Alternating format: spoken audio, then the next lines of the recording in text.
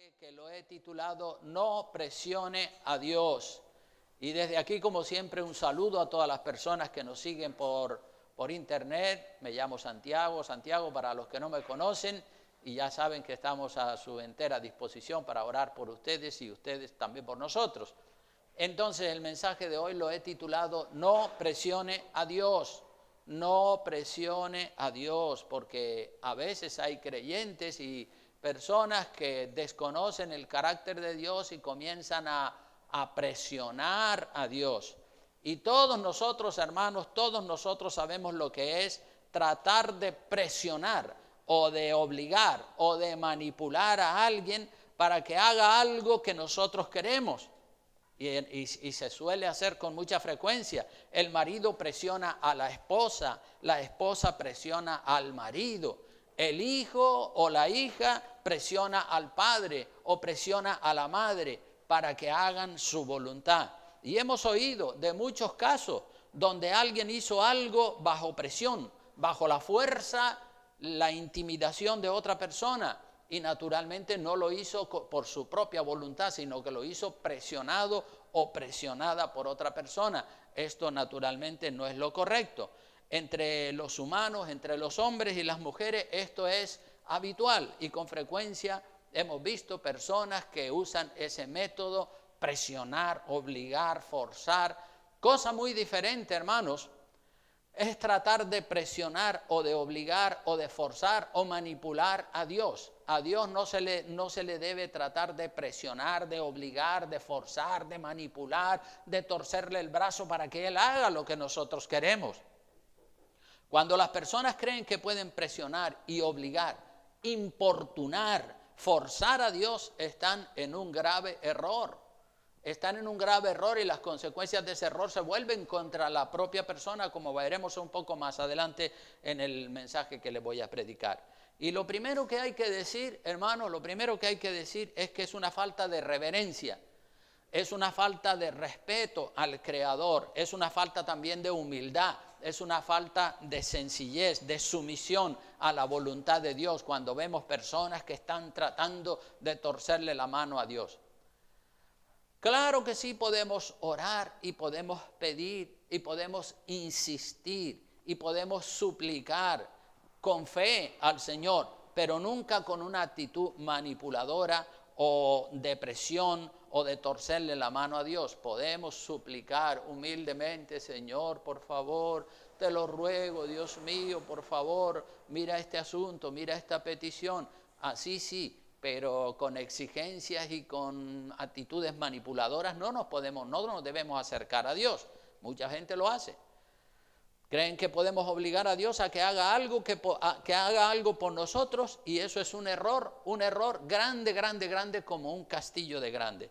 Todas nuestras peticiones a Dios deben estar basadas en la súplica humilde. Todas nuestras peticiones a Dios deben estar basadas en la súplica humilde. Señor, por favor, te suplico. Con la súplica humilde y la súplica reverente, conforme a la dignidad de Dios y a la grandeza de Dios. No nos podemos acercar a Dios como si Dios fuera uno que está a nuestro nivel. No, Él es el creador del universo y hay que acercarse a Él con mucha reverencia, con mucha súplica, con mucho respeto. Claro que podemos insistir, claro que le podemos pedir y suplicar una y otra vez. Pero cuidado con traspasar esa línea y entrar en lo que es la manipulación o tratar de obligar o forzar a Dios. Yo como pastor no puedo obligar, no puedo forzar, no puedo presionar. Hemos visto una imagen que dice que el pastor no empuja, que el pastor no jala a las fuerzas a las personas para que cumplan con Dios o para que cumplan con la iglesia. Eso no lo puede hacer el pastor. Algunos utilizan ese método. Mi función como pastor es invitar amablemente, animar, motivar con las prédicas, orar de manera personalizada por las personas. Y si con ese método de invitar amablemente, de animar, de motivar, si con ese método las personas no arrancan, no maduran, ya no se me permite ningún otro método de presión, de manipulación o de fuerza sobre las personas. hay que saber hasta dónde se puede llegar con las personas, porque ya vimos que una persona que hace algo bajo la presión de otra persona, eso no lo hace de corazón, no lo hace por su propia voluntad y obviamente no va a agradar a Dios. Cuando las personas hacen algo bajo amenaza, bajo presión, bajo la imposición de otro, no lo hacen de corazón y eso naturalmente no agrada a Dios. Si usted viste decentemente, hágalo de corazón para agradar al Señor, no agradar a los hombres. Si usted le da su diezmo al Señor, hágalo con gratitud a Dios, no por la fuerza ni por obligación, sino por devoción, por gratitud. Si usted ora, si usted estudia la Biblia, si usted se congrega, si usted hace cualquier cosa que haga usted para el Señor, hágalo de corazón y por su propia voluntad, para agradar a Dios y no a los hombres. Amén. Esto se aplica a personas que son mayores de 18 años, que ya se fueron de la casa de sus padres y están emancipados. Personas que ya están emancipadas, libres.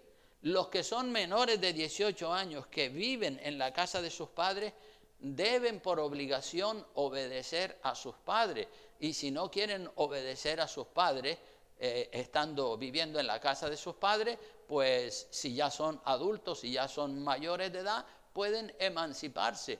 Pero muchas veces hemos visto conflictos entre padres e hijos, madres e hijas, que los hijos quieren tirar por un lado y el padre y la madre dice vamos por este camino y el hijo, la hija, refunfuñando que no quiere. Bueno, pues si ya es mayor de edad se puede emancipar y puede vivir su vida como le plazca.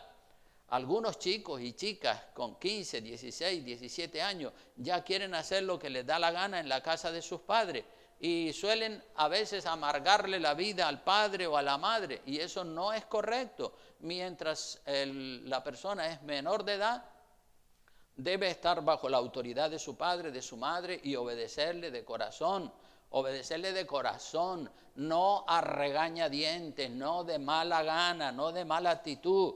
Una obediencia a tus padres a regañadientes o de mala actitud o de mala manera no le agrada a Dios ni tampoco le agrada a tus padres y se produce una relación tensa entre el padre y el hijo o la madre y la hija.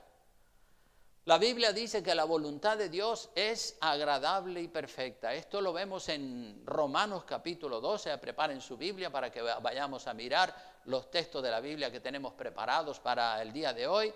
Romanos capítulo 12 habla de la voluntad de Dios en contraste con la voluntad del hombre. Romanos 12:2 dice, no os conforméis a este siglo, sino transformaos.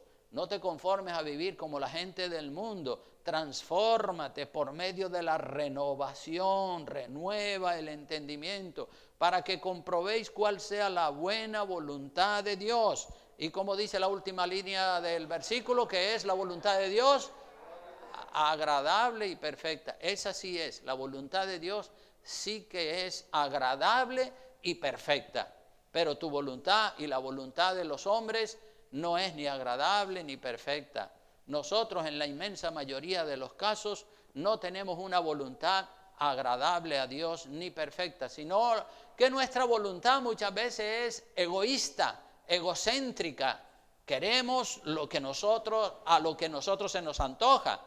Muchas personas no entienden que es más bienaventurado dar que recibir, es más bienaventurado servir que ser servido, como dice el libro de los Hechos, ahí en Hechos capítulo 20, versículo 35, dice la palabra, en todo os he enseñado que trabajando así se debe ayudar a los necesitados y recordar las palabras del Señor que dijo, más bienaventurado es dar que recibir. Así que estamos llamados a obedecer, estamos llamados a dar, estamos llamados a bendecir. Apúntese, hermano, apúntese a dar para que entre en la bienaventuranza del Señor. ¿Cuántos quieren ser bienaventurados? Dicen amén. Aleluya. Pues allí dice la palabra, más bienaventurado es dar que recibir. Cuando usted se apunta a dar y cuando usted se apunta a servir, cuando usted se apunta a bendecir, entonces usted entra en esa bienaventuranza.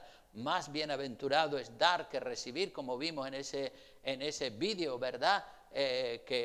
Gloria a Dios que estamos en la posición de dar, no en la posición de recibir. Es más bienaventurado poder dar que no estar ahí mendigando, dame, dame, dame, ayúdame. Entonces, gloria a Dios por todos aquellos que han subido a esa posición de dar, de servir. Por eso hemos de estar apuntados y inscritos ahí, Señor, yo quiero ser una persona que bendice, yo quiero ser uno que da.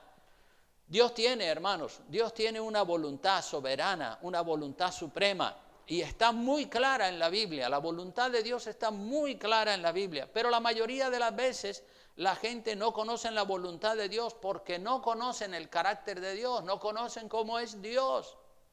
Y no conocen cómo es Dios porque no estudian la Biblia. Y a veces hay personas que estudian la Biblia con un mal espíritu. No la estudian con un espíritu de humildad y quebrantados de corazón como Dios manda, sino que la estudian a ver qué hay en la Biblia para mí, cómo Dios me puede bendecir. No está mal eso, pero cuando se evita el estudiar la palabra de Dios para aprender, para madurar, para crecer, muy malo. Tenemos que estudiar la Biblia con un deseo de madurar, de crecer, de aplicarnos todo lo que aprendemos en la Biblia a nuestras vidas. Cuando lo hacemos así, entonces buena actitud, buen espíritu. Hay que estudiar la Biblia con ese espíritu, a ver qué es lo que puedo aprender, a ver cómo puedo mejorar mi cristianismo. Y cuando usted estudia la Biblia con esa actitud, con ese comportamiento, pues el Señor le va a ir mostrando pasajes de la Escritura que le van a dar una tremenda lección y usted va a tener un conocimiento mucho más amplio del carácter de Dios. Entonces todas sus acciones van a estar siempre supeditadas a la voluntad de Dios, que es agradable y perfecta. A veces Dios nos quiere pasar por un desierto, hermanos. Muchas veces Dios nos quiere pasar por un desierto o por el valle de sombra de muerte, como decía el rey David, por el valle de sombra de muerte, para enseñarnos a depender de Él, a depender de Dios. Es duro para la carne, es duro la prueba, es duro pasarnos por el valle de sombra de muerte, es duro pasar por un desierto, pero eso trae bendiciones tremendas, eso enriquece espiritualmente a la persona y nos hace poner los pies en la tierra. La tendencia de nosotros, los humanos, es vivir una vida fácil. A todos, yo incluido, nos gusta una vida fácil, sin contratiempos, sin dificultades, sin pruebas, sin sufrimiento de ninguna clase. Todos lo deseamos. Y no es malo desear eso. Pero la voluntad de Dios a veces es pasarnos por el fuego de la prueba. Y si la voluntad de Dios, como dice la Biblia, es agradable y perfecta, entonces, pues si Dios quiere meternos en una prueba, en un valle de sombra de muerte, en una situación difícil, para que comprendamos su carácter y para que comprendamos lo que Cristo sufrió en la cruz del Calvario por ti y por mí, pues Él tiene todo el derecho y toda la razón de hacerlo, y lo hace precisamente porque nos ama y porque nos quiere hacer madurar.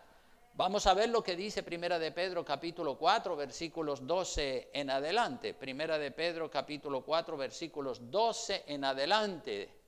Aleluya. Dice así, hablando de las pruebas, hablando del fuego de las pruebas que a veces, no siempre, pero a veces vienen sobre nuestras vidas. Dios sabe cuándo enviar una prueba, cuándo hacerte pasar por un valle de sombra de muerte o cuándo hacerte pasar por un desierto. Él lo sabe. Y si su voluntad es agradable y perfecta y Él quiere pasarte por ahí, pues lo mejor que puedes decir es, amén, Señor, hágase tu voluntad. Si esta es tu voluntad perfecta, porque de esta manera tú me vas a llevar a otro nivel espiritual más alto, pues yo lo recibo, ¿verdad? Dice así, Primera de Pedro 4, versículo 12, dice, amados, no os sorprendáis del fuego de prueba que os ha sobrevenido como si alguna cosa extraña os aconteciese. No te sorprendas. Ay, ¿qué me está pasando esto? Bueno, no te sorprenda, es normal. que vengan pruebas. A los cristianos es normal que le vengan pruebas y que le vengan dificultades y que Dios nos haga pasar por un desierto, por un valle de sombra de muerte. No nos sorprendamos de eso como si eso fuera algo insólito, algo que no debe ocurrir. No, eso es parte del plan de Dios para ti y para mí. Y sigue diciendo, si no, gozaos, verso 13, gozaos por cuanto sois participantes de los padecimientos de Cristo, para que también en la revelación de su gloria os gocéis con alegría, con gran alegría, con las pruebas. Si sois vituperados por el nombre de Cristo, no por otra razón, sois bienaventurados, porque el glorioso Espíritu de Dios reposa sobre vosotros. Ciertamente, de parte de ellos, de la gente de afuera del mundo, Él es blasfemado. Seguro que más de 4 de ustedes han oído gente allá afuera blasfemando a Dios. Pero por vosotros es glorificado. Nosotros estamos llamados siempre a glorificar y por eso en los cultos alabamos, cantamos, glorificamos a Dios, levantamos manos y le damos 1000 gracias por todo lo que Él está permitiendo sobre nosotros, sea agradable o sea desagradable. Así continúa diciendo el apóstol que ninguno de vosotros padezca como homicida o ladrón o malhechor o por entremeterse en lo ajeno. No, si estás padeciendo por ese tipo de cosas, entonces no eres cristiano. Se puede padecer por el hecho de ser cristiano, entonces sí que tenemos una buena recompensa en los cielos. Pero si alguno padece, lo dice el verso 16, si alguno padece como cristiano por el hecho de ser cristiano, tienes que sufrir el desprecio, el ridículo de la gente del mundo, dice, no se avergüence, sino glorifique a Dios por ello, glorifique a Dios por ello, porque es tiempo, dice el verso 17, de que el juicio comience por la casa de Dios. O sea que cuando Dios vaya a juzgar el mundo, primero juzga la casa de Dios. Primero a los más ancianos de la casa de Dios, a los pastores y a los obreros, luego a los miembros normal y después finalmente juzgará a los del mundo. Y si primero dice comienza por nosotros, el juicio primero comienza por nosotros los cristianos, dice ¿cuál será el fin de aquellos que no obedecen al evangelio de Dios? ¿Cuál será el fin de ellos? Pues horrible, el infierno, ¿verdad? Y si el justo con dificultad se salva, es decir, por los pelos entró al reino de los cielos, por un poquito más se queda fuera. Si el justo con dificultad se salva, ¿en dónde aparecerá el impío y el pecador? Obviamente en el infierno, ¿verdad?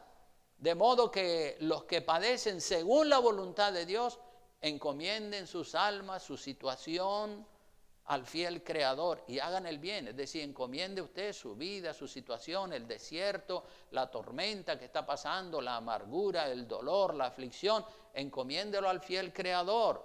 Dice que no hay mal que dure 100 años, ni cuerpo que lo resista. Entonces los verdaderos cristianos siempre han sufrido persecución, siempre han sufrido. Los verdaderos, los que son cristianos de pacotilla o cristianos de nombre, esos pues por lo general no sufren por la causa de Cristo. Pero los verdaderos cristianos siempre han sufrido persecución por causa de su fe. Y en los países musulmanes y en los países comunistas, como saben todos ustedes, ahí atacan a los cristianos, los encarcelan, los matan, los queman, los ahorcan, los fusilan y hacen toda clase de barbaridades contra los cristianos. Como digo, en los países asiáticos, los países africanos, donde reina la religión musulmana, el comunismo, etcétera. Pero en los países europeos y en los países americanos no hay ese tipo de persecución que matan a los cristianos como en esos países, ¿verdad? Pero sí hay lo que llamamos la ridiculización. A los cristianos en Europa y en América se les ridiculiza. La ridiculización burlarse de los cristianos. Eso se da en nuestro país, en Europa y en América y en muchos otros países donde no se matan a los cristianos, pero sí se les ridiculiza, se burlan de los cristianos, los llaman beatos, santurrones, curitas, monjitas, fanáticos, aleluyas, y un montón de apodos de ese tipo, apodos despectivos para ridiculizarnos, que en cierta manera eso es también un tipo de persecución. Es verdad que es una persecución más refinada, más sutil, lo que sufrimos los que nos tomamos en serio el cristianismo conservador y el cristianismo bíblico, el cristianismo radical. El otro día estaba escuchando una noticia cristiana de que en la iglesia luterana de los Estados Unidos ya han puesto hasta un obispo transexual a cargo. Saben que los obispos tienen bajo su autoridad cientos de iglesias, y decía la noticia que este obispo transexual era hombre y quiere ser mujer.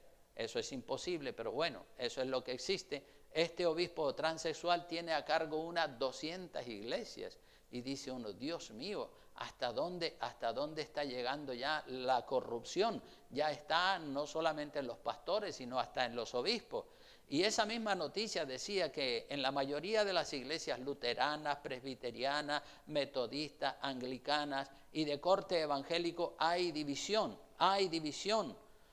Una parte de las iglesias son conservadoras de la sana doctrina y la otra parte se han vuelto iglesias liberales que lo aprueban todo, que aprueban todo lo malo, todo lo inmoral. Ya saben ustedes que nos referimos a la transexualidad, a la homosexualidad, al lesbianismo. El movimiento LGTBI poco a poco se ha ido infiltrando en miles de iglesias. Poco a poco se ha ido infiltrando en los últimos 20 años, ese movimiento se ha ido infiltrando en miles de iglesias locales y ha dividido denominaciones bautistas, denominaciones pentecostales, metodistas, presbiterianas, luteranas, que antes estaban unidas, antes las denominaciones estaban unidas. Yo me acuerdo cuando me convertí en las Asambleas de Dios, todos unidos, todas las iglesias de Asambleas de Dios, todas pensaban igual, pero ahora el LGTBI se ha metido en las denominaciones y divide denominaciones enteras. La palabra de Dios dice en Amós 3:3, dice, ¿andarán dos juntos si no estuvieren de acuerdo? Es imposible que uno que va para el norte vaya junto con uno que va para el sur. Evidentemente van en direcciones diferentes y no pueden andar juntos. Por eso Amós lo dice en una interrogante, ¿andarán dos juntos si no estuvieren de acuerdo? La respuesta es obvia, pues claro que no. Es imposible que los liberales caminen junto con los conservadores. Es imposible que usted mezcle el agua y el aceite. Usted mete agua y aceite en una botella y lo agita bien agitado y luego lo pone en reposo durante 5 minutos y verá como el aceite, que molecularmente es más ligero, se sube arriba y el agua, que molecularmente es más pesada que las moléculas del aceite, se baja abajo. Es imposible mezclarlo y que permanezca mezclado. Entonces, eso es lo que pasa entre los liberales y los conservadores.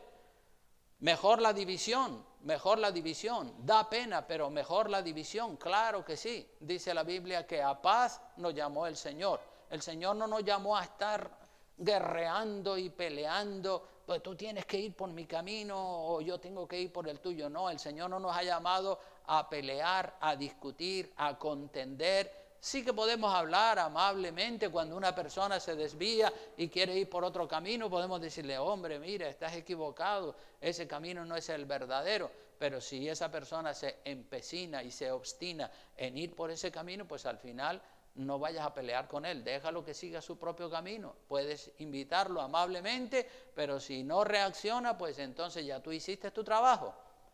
Entonces, hermanos, si nos vituperan y nos ridiculizan por ser cristianos bíblicos, por ser cristianos conservadores de la sana doctrina, por llevar con dignidad el nombre de Cristo, nos tenemos que gozar, no nos tenemos que atribular ni amargar, sino tenemos que gozarnos. Gloria a Dios, si Cristo sufrió por nosotros, yo también tengo que sufrir por el Señor Jesucristo. Ya lo dice la palabra de Dios en este pasaje que hemos leído, gozarnos por ese tipo de cosas, de ese tipo de persecución, porque somos bienaventurados. Si la prueba viene, la aflicción viene por otro lado, viene por el lado de la familia o por el lado de la salud o por el lado de la economía. Mire, hermano, por donde quiera que vengan las pruebas hay que enfrentarlas con serenidad, con sabiduría, con firmeza y con equilibrio. ¿Cuántos dicen amén? Hay que hacerlo así, sabiendo que la prueba, la aflicción, el dolor, la crisis tiene propósito. Tiene propósito para tu vida según la voluntad perfecta de Dios. Vea lo que dice Primera de Pedro, capítulo 1, versículo 6 en adelante. Primera de Pedro, capítulo 1, versículo 6 en adelante. La prueba, la aflicción, el dolor, la crisis, tiene propósito según la perfecta voluntad de Dios para ti y para mí. Dice, en lo cual vosotros os alegráis, aunque ahora por un poco de tiempo, si es necesario, a veces no es necesario, pero otras veces sí es necesario. Dios sabe cuándo es necesario y cuándo no es necesario. Entonces lo mejor es, hágase tu voluntad, Señor, en mi vida. En lo cual vosotros os alegráis, aunque ahora por un poco de tiempo, si es necesario, tengáis que ser afligidos en diversas pruebas, para que sometida a prueba vuestra fe, nuestra fe, el conjunto de nuestras creencias, lo que nosotros creemos tiene que ser sometido a prueba. Porque muchos dicen que tienen fe, y Dios dice, sí, tiene fe, pues vamos a ver, vamos a comprobarlo, vamos a mandarte una prueba, vamos a hacerte pasar por el valle de la sombra de muerte, o vamos a permitir una aflicción que te aflija a tu cuerpo, a ver cómo reaccionas, a ver qué es lo que hace. Y muchas personas que han declarado abiertamente que tienen una fe tremenda, que son capaces de mover montañas, cuando entran en una prueba, tiran la toalla y se apartan de los caminos del Señor. Entonces, ¿qué fe era esa? Dice, sometida a prueba vuestra fe. Nuestra fe es mucho más preciosa que el oro vale mucho, ¿verdad? Pero nuestra fe vale mucho más, ya lo dice la palabra, más preciosa que el oro, el cual, el oro, aunque perecedero, se prueba con fuego, sea hallada en alabanza, gloria y honra cuando sea manifestado Jesucristo. Es decir, que nuestra fe sea hallada en alabanza, en gloria, en honra, cuando se manifieste el Señor Jesucristo, al que nosotros estamos esperando. A quien amáis, dice el verso 8, a quien amáis sin haberle visto, en quien creyendo, aunque ahora no lo veáis, os alegráis con gozo inefable y glorioso. Nos alegramos con gozo, no lo vemos al Señor Jesucristo, pero nos alegramos, sabemos que Él está ahí, eso es lo que es nuestra fe. Obteniendo el fin, dice el verso 9, obteniendo el fin de vuestra fe. El fin de nuestra fe, hermanos, es la salvación de nuestras almas. La salvación de nuestras almas, el fin de nuestra fe, todo este caminar con Cristo, todo este congregarnos, leer la Biblia, orar, adorar, diezmar, todo esto es el conjunto de nuestra fe y el fin de todo esto es la salvación de nuestras almas. Queremos entrar en el reino de los cielos, por eso lo hacemos. Algunas personas cuando están pasando por pruebas o por situaciones desagradables son tentadas por el mismo diablo. Son tentadas por el mismo diablo a tirar la toalla, a abandonarlo todo y huir lejos, dejando atrás todo, familia, ministerio, amigos, casa, trabajo, ¿verdad? Porque el diablo no quiere que pases por la prueba. El diablo quiere, dice, mándalo todo al piso, déjalo todo, huye, desaparece. El diablo quiere hacerle creer a la gente que huyendo y desapareciendo, pues los problemas se van a terminar. Y es mentira, el diablo es un mentiroso y padre de toda mentira. Los problemas no se acaban huyendo, los problemas se acaban enfrentándolos. Amén. La solución no es huir lejos, abandonarlo todo. Yo sé lo que pasa, porque yo he pasado por pruebas también y he pasado por dificultades. Y en esos momentos es como que el diablo te susurra, dice, mándalo todo a freír chuchangas por ahí, como dice uno, ¿verdad? Mándalo todo, otros dicen, mándalo todo a la porra, es decir, tíralo todo al piso y olvídate. La solución no es huir lejos y abandonarlo todo. La solución es, muchas veces, en la voluntad de Dios, es hacernos beber la copa amarga del dolor, la copa amarga de la prueba.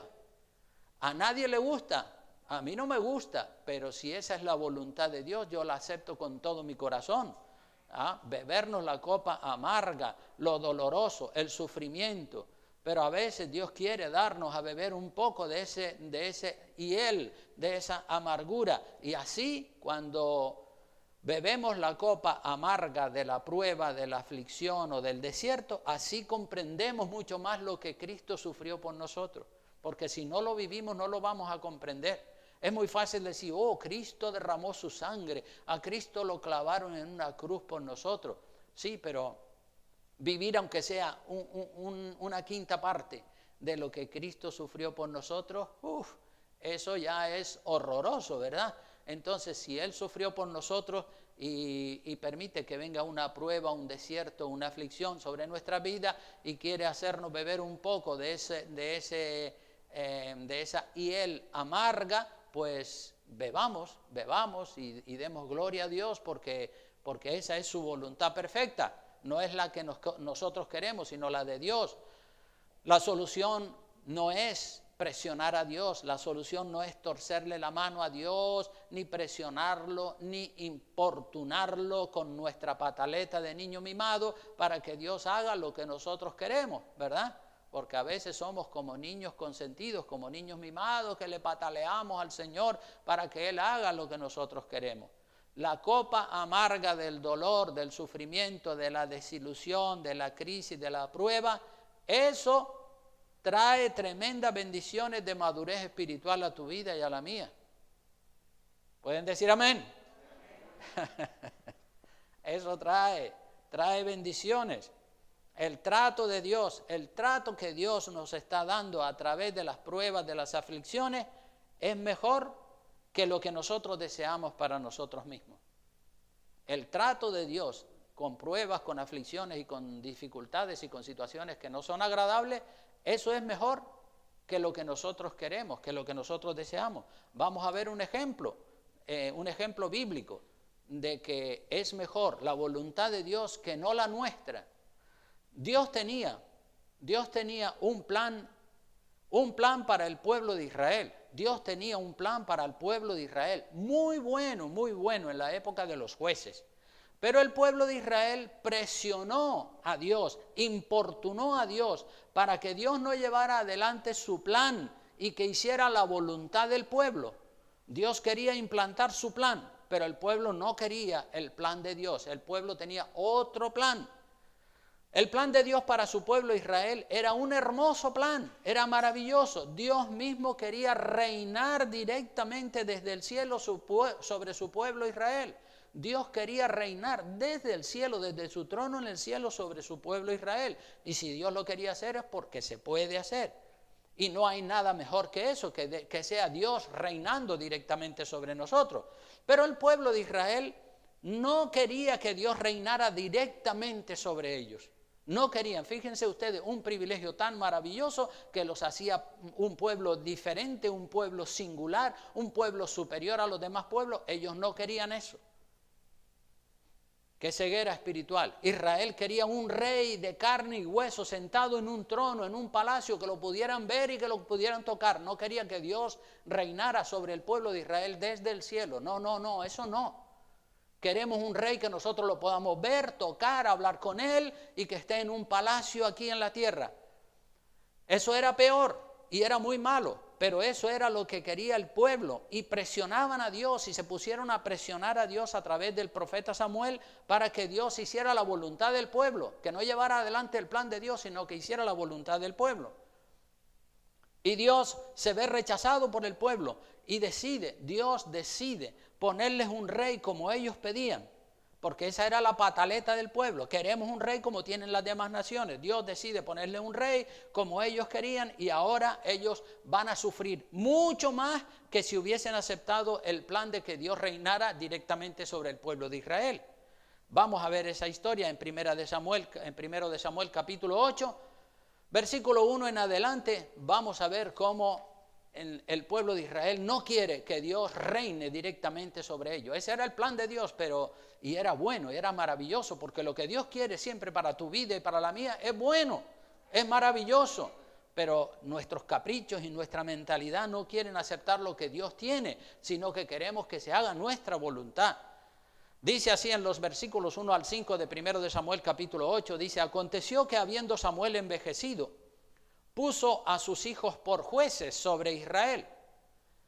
Y el nombre de su hijo primogénito fue Joel, y el nombre del segundo Abías, y eran jueces en Berseba. Pero no anduvieron los hijos por los caminos de su padre, antes se volvieron tras la avaricia, dejándose sobornar y pervirtiendo el derecho. Entonces todos los ancianos de Israel se juntaron y vinieron a Ramá para ver a Samuel, al profeta. Y le dijeron: he aquí, tú has envejecido y tus hijos no andan en tus caminos. Por tanto, constitúyenos. No le preguntan qué debemos hacer, sino dice: mira, por tanto, constitúyenos ahora un rey que nos juzgue, como tienen las demás naciones. Todas las demás naciones tienen un rey. Los ancianos de Israel conocían el sentir del pueblo de Israel porque eran sus portavoces. Ellos oían los comentarios de la gente: oye, pero mira que los amorreos, los fereceos, los jebuseos, los filisteos y todos esos feos tienen un rey en un palacio, y nosotros no, un rey arriba, no lo estamos viendo. Nosotros queremos como los demás pueblos. Todo el pueblo de Israel se fijaba y conocían las costumbres de los pueblos paganos de alrededor y querían copiarlas y querían practicarlas. Lo mismo pasa hoy en día. Muchos cristianos: ay, pero mira aquellos, mira los otros. Se fijan en lo malo en lugar de fijarse en lo bueno. Se fijan en lo malo porque tienen un corazón inclinado a lo malo. La persona que tiene un corazón inclinado a Dios copia lo bueno, lo malo lo desecha inmediatamente porque tiene discernimiento de espíritu. Así que todo el pueblo de Israel se fijaban y conocían las costumbres de los pueblos paganos de alrededor y querían copiar esas costumbres y practicarlas. Los amorreos, los filisteos, los fereceos tienen un rey con un trono en un palacio. ¿Y por qué nosotros no podemos ser igual que ellos? Nosotros queremos ser igual que ellos. Y Samuel dice: pero ¿cómo vamos a ser nosotros igual que ellos si nosotros somos el pueblo de Dios? Somos un pueblo escogido, tenemos un rey que está sentado más allá del sol, más allá de la luna y de las estrellas. No, nosotros queremos un rey que lo podamos ver y tocar. La gente carnal siempre valoran más y valoran mejor lo que otros tienen que lo que tienen ellos mismos. Se desprecia lo que uno posee y se valora lo que tienen los demás. Y eso era lo que estaba haciendo el pueblo de Israel, despreciando lo que ellos tenían en lugar de valorarlo y decir: nosotros somos diferentes, somos un pueblo que tenemos un rey más allá del sol, de la luna, de las estrellas, que nos gobierna desde el cielo. No, eso no querían. Querían un rey como tienen las demás naciones. Nosotros, hermanos, como iglesia, somos un pueblo especial, somos un pueblo singular, con altas normas de vida. La Biblia dice que somos nación santa, real sacerdocio, nación santa, pueblo adquirido por Dios, para que pronunciemos, para que proclamemos las virtudes de aquel que nos llamó de las tinieblas a su luz admirable. Entonces estamos en un nivel superior a la gente pagana, a la gente del mundo, y eso nos tiene que llenar de gozo el corazón. Tenemos que estar contentos que somos diferentes. No queremos ser iguales que los demás, porque hoy en día ese concepto de la igualdad, y dale con la igualdad. Diferenciación. Dios quiere diferenciarnos a nosotros como cristianos en todos los aspectos. ¿Por qué vamos a rebajarnos a vivir, a vestir y a sentir y a hacer y practicar los estilos de vida del mundo pagano? Eso es paganizar el cristianismo. Paganizar el cristianismo. Hay supuestos y supuestas cristianas que están más por paganizar el cristianismo que por darle excelencia al cristianismo. Los ancianos del pueblo de Israel, en lugar de explicarle al pueblo lo singular y lo especial que era el pueblo de Dios al tener un rey en los cielos, En lugar de explicarle ellos al pueblo, decirle, no señores, ustedes están equivocados, ¿cómo se les ocurre? ¿Cómo se les ocurre? Nosotros somos el pueblo de Dios. Pues, ¿qué fue lo que hicieron?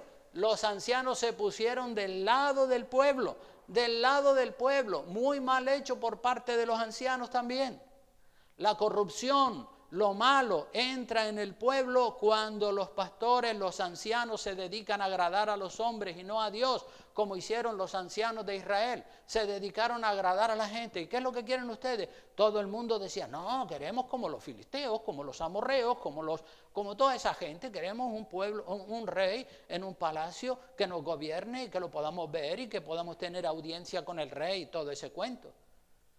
Todos los ancianos de Israel, 100%, todos los ancianos de Israel, dice la palabra de Dios, 100% de ellos, no sabemos cuántos eran, si eran 300, 400, una gran mayoría. Solamente Samuel es el único que no está de acuerdo con el plan del pueblo, de que le pongan un rey, como tienen las demás naciones. Los ancianos piensan, los ancianos del pueblo de Israel, juntamente presionados por el pueblo, piensan, ahora que los hijos de Samuel se han pervertido y son unos borrachos y son unos avariciosos, ahora es el momento de hacer el cambio del sistema de gobierno. Vamos a aprovechar. Hasta ahora no teníamos nada que decir de Samuel porque era un hombre recto, pero los hijos se han pervertido, son unos avariciosos, son unos borrachos. Entonces esta es la oportunidad para decirle a Samuel que queremos que se cambie el sistema de gobierno. Quitamos la teocracia. El gobierno de Dios sobre el pueblo es teocracia. Quitamos la teocracia y ponemos una monarquía parlamentaria, como España. España tiene una monarquía parlamentaria, un rey y un parlamento. Eso era lo que quería el pueblo de Israel. Quitamos a la teocracia, quitamos a Dios de en medio y ponemos una monarquía parlamentaria, quitamos a Dios y ponemos un rey como tienen los otros pueblos. Qué pena cuando un pueblo no ora, no busca de Dios, entonces lo que anhelan es lo carnal, lo espiritual, lo rechazan de frente.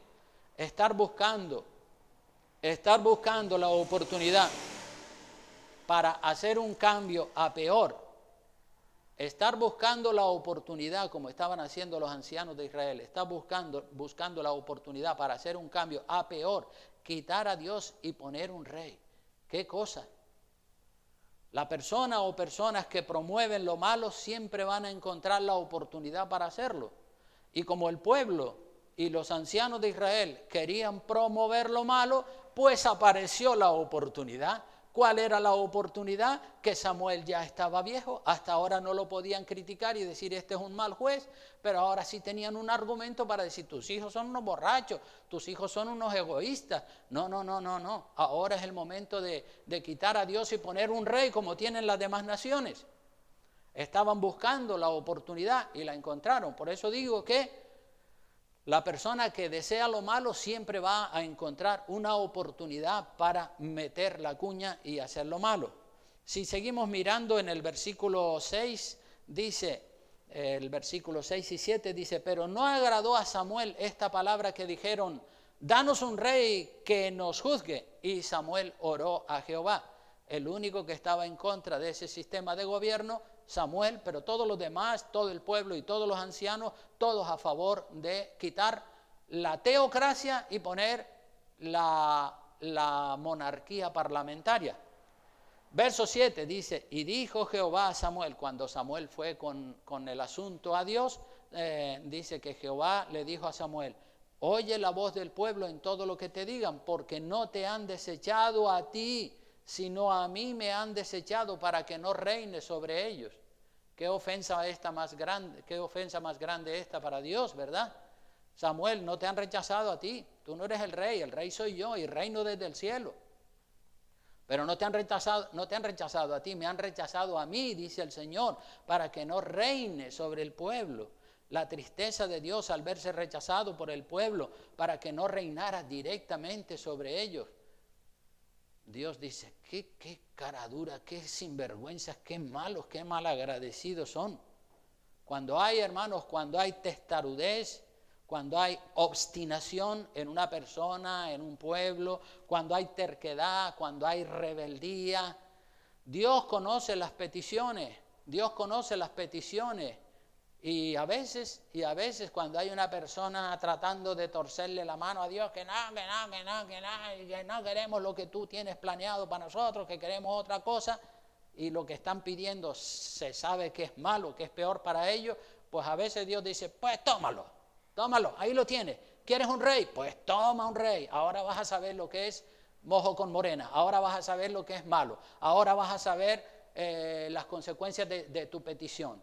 Te estoy diciendo que yo, Dios mismo, yo desde el cielo voy a reinar sobre ustedes, y ustedes dicen que quieren un rey como tienen las demás naciones.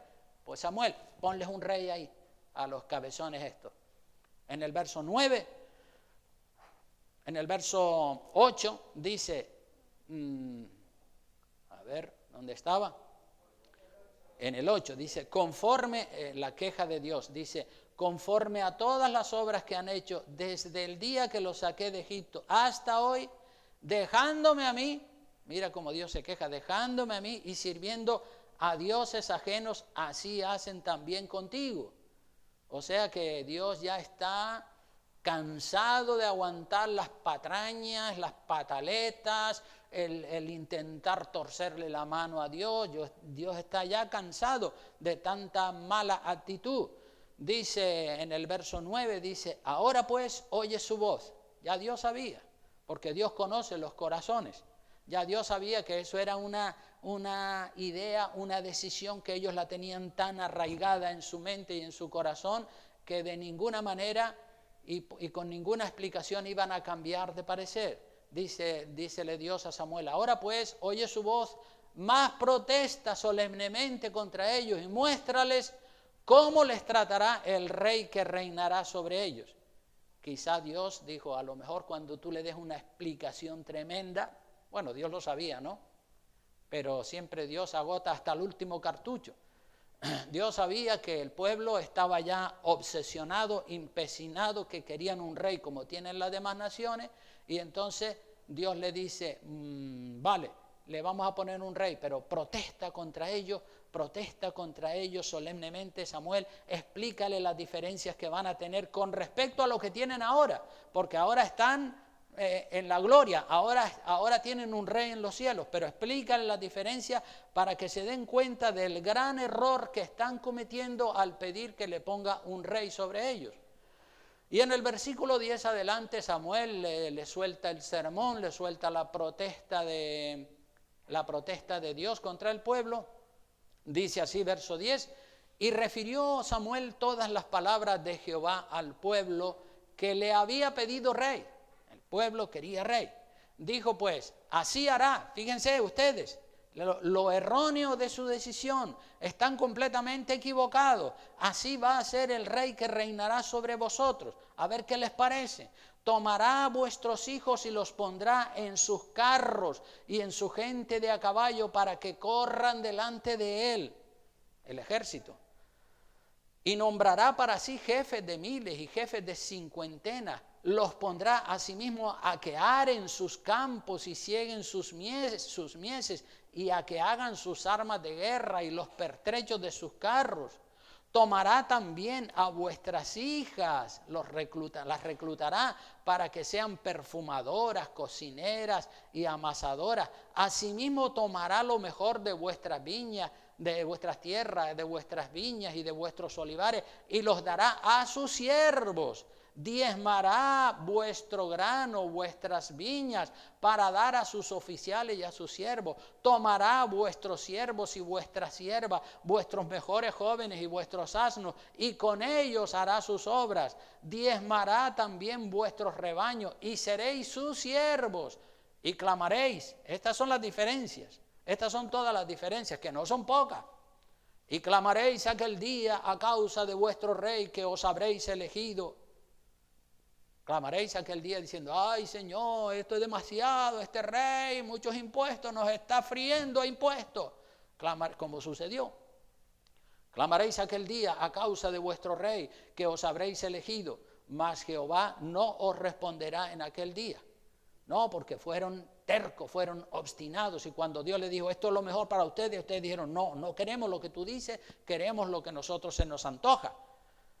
Pero el pueblo, fíjense lo que dice, pero el pueblo no quiso oír la voz de Samuel, que era la voz de Dios, y dijo, no, Samuel, habrá rey sobre nosotros. Eso es lo que queremos y eso está decidido ya, y aquí los que mandamos somos nosotros, no manda Dios. Aquí eso es una democracia.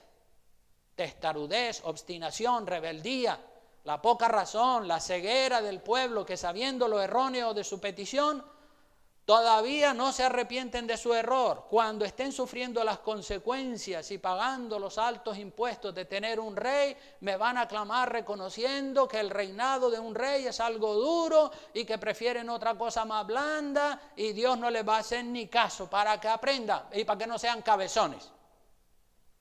Es así como le habla Dios.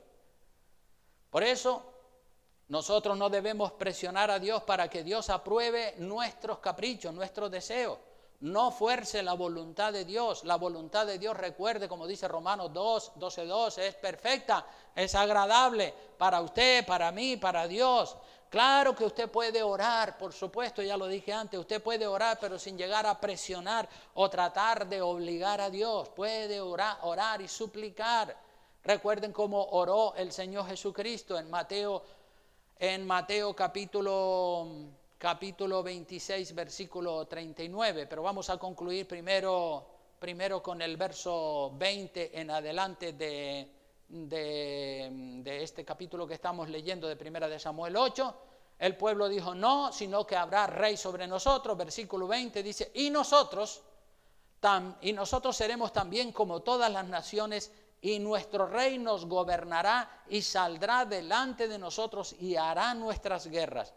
Y oyó Samuel, verso 21, todas las palabras del pueblo y las refirió en oídos de Jehová. Y Jehová dijo a Samuel, oye su voz y pon rey sobre ellos. Entonces dijo Samuel a los varones de Israel, idos cada uno a vuestra ciudad. Decir, váyanse ya, porque ya me hicieron perder el gozo y la alegría, y Samuel está de parte de Dios 100%, pero bueno, ya despide a la gente, dice, bueno, váyanse, ya Dios me ha dicho que sí, que le ponga un rey, ustedes se han empataletado y quieren un rey como tienen las demás naciones, pues sí, Dios les va a poner un rey. Pero nosotros tenemos, hermanos, que orar como oró Jesucristo. Recuerden que Cristo oró en Mateo 26:39, dice que yendo un poco adelante se postró sobre su rostro, orando y diciendo, Padre mío, estaba ante la copa amarga de la cruz, y él sabía lo que eso significaba, y oró, se postró sobre su rostro orando y diciendo, Padre mío, si es posible. ¿Ves la humildad del Señor Jesucristo? La súplica, Él está suplicando si es posible, no está diciendo yo no quiero, no Señor, si es posible pase de mí esta copa, pero si no, pues no pasa nada, Señor, que no sea como yo quiero, sino como tú. Entonces, ese es el ejemplo perfecto, Jesucristo. Como nosotros muchas veces no sabemos cuál es la voluntad de Dios en algunos de los asuntos con respecto a algunas personas o con respecto a problemas, nosotros muchas veces tenemos encrucijadas, situaciones familiares, y decimos, ¿y cómo oro por este familiar? ¿Y cómo oro por mi hijo? ¿Cómo oro por mi hija? Señor, a veces uno quiere orar de una manera, otras veces quiere orar de otra, y por lo general nosotros no sabemos orar. Por lo general nuestros sentimientos no coinciden con la voluntad de Dios. Entonces, ¿qué es lo que hay que hacer? Lo mejor que podemos hacer es orar como lo hizo el Señor. Cuando usted tiene dudas si la voluntad de Dios era apretarle las tuercas a ese familiar suyo o dejarlo libre por su cuenta, pues entonces cuando usted no sabe cómo orar por ese familiar o por ese problema que usted tiene, entonces haga como hizo Jesucristo, que se haga tu voluntad con respecto a esa persona, con respecto a ese familiar, con respecto a la iglesia, con respecto a esa decisión que voy a tomar. Hágase tu voluntad. Cuando yo tengo dudas en mi mente y no sé cómo orar con respecto a un familiar o con respecto a un asunto, yo le oro así: hágase tu voluntad con respecto a ese tema, con respecto a esa persona, Señor. Dios siempre ha querido, hermanos, Dios siempre ha querido que seamos personas de fe, como lo fue Abraham. Abraham, ¿cómo se conoce a Abraham? el padre de la fe, el hombre que tuvo fe, que creyó en el Dios invisible, que no lo había visto. Él creyó en ese Dios invisible. Dice también la Biblia que sin fe es imposible agradar a Dios. Es imposible, hay que tener fe y hay que caminar y hay que vivir por fe, confesando y confiando en lo que Dios nos dice en su palabra continuamente. Un día yo le estaba compartiendo el evangelio a una persona y esta persona a la que yo le compartía el evangelio era carnal, era incrédula, era materialista. Sin embargo, yo le estaba compartiendo el evangelio y hablándole de Dios y me dijo: ¿tú has visto a Dios? ¿Tú has visto a Dios? ¿Dónde está Dios? Muéstrame a Dios, que yo lo vea, porque yo no voy a creer en lo que no veo.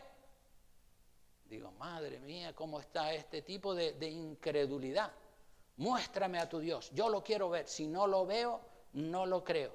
Así era el pueblo de Israel, así son millones de personas hoy en día. No quiero creer en un Dios invisible que yo no pueda ver y tocar. Quieren ver, quieren tocar, quieren hablar. Y el pueblo de Israel quería eso, un rey que lo podamos ver, tocar y hablar con él. Un Dios arriba en el cielo, no, eso no lo hemos visto.